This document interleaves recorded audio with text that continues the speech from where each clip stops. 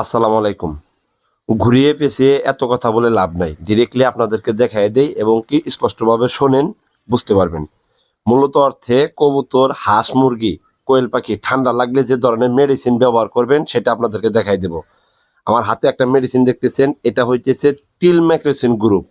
মাইক্রোপ্লাজমার জন্য টিলমেকোসিন গ্রুপ হলো best number one একটা মেডিসিন, যেটা স্পেসিফিক ভাবে শুধুমাত্র ঠান্ডার জন্যই উৎপাদন করা হয়েছে। এই মেডিসিনটা এটা যে কোনো কোম্পানিরই আপনি নিতে পারেন। হ্যাঁ, আমি কিন্তু কোম্পানির নাম বলিনি, আমি গ্রুপ বলছি যে টিলমেকোসিন গ্রুপের মেডিসিনটা আপনারা স্পেশালি ঠান্ডার জন্য ব্যবহার করবেন। তবে ঠান্ডা যদি অতিমাত্রা হয় বা ঠান্ডাকে যদি আপনি রিকভারি করে তুলতে চান, সেক্ষেত্রে এই টিলমেকোসিন গ্রুপের মেডিসিনের সাথে ডক্সিসাইক্লিন গ্রুপের মেডিসিনটা আপনারা ব্যবহার করতে পারেন সাপোর্টিং হিসাবে। এটা হলো লিকুইড, এটা খোলার পরে এরকম একটা ড্রপ পাবেন। হ্যাঁ, এরকম একটা ড্রপ পাবেন।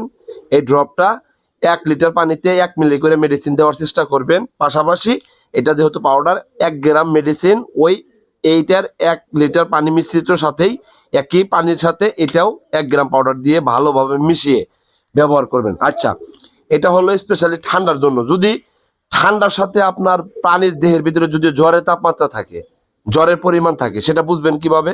একটা কবুতরকে আপনি ধরবেন অথবা একটা মুরগিকে আপনি ধরবেন, ধরার পর যদি আপনি গরমের অনুভব হয়, হাত পা শরীর যদি গরম থাকে বেশি মাত্রা, তাহলে এই ডক্সিসাইক্লিন গ্রুপের মেডিসিনটা দেওয়া বাদ দিয়ে আপনি এই ঠান্ডা মেডিসিনের সাথে, হ্যাঁ, এই ঠান্ডা মেডিসিনের সাথে আপনারা সিপ্রোফ্লক্সাসিন গ্রুপের মেডিসিনটা অ্যাড করাইতে পারেন, মানে কম্বাইন করাইতে পারেন। তাতে করে কি হবে, ঠান্ডার পাশাপাশি জ্বরের মাত্রাটাও কমিয়ে দিবে, মানে জ্বরটারেও আপনি নিরাময় করবে।